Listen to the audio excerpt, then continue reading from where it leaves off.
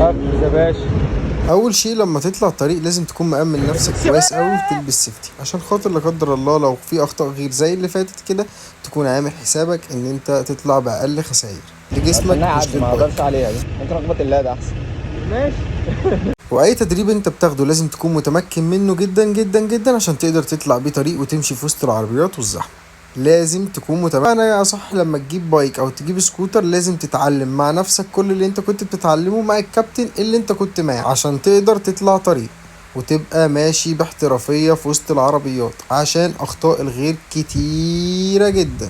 ولازم يكون عندك احترافية جدا في دوسة البنزين والكنترول على البنزين والدبرياج عشان تقدر تتعامل حلو جدا جدا جدا في وسط العربية وتكون اقل ضرر بالنسبة للحوادث. طلعت معانا طريق. ايه رايك؟ عملت ايه يا باشا؟ حادثتين بس. ولا اي حاجه يا باشا.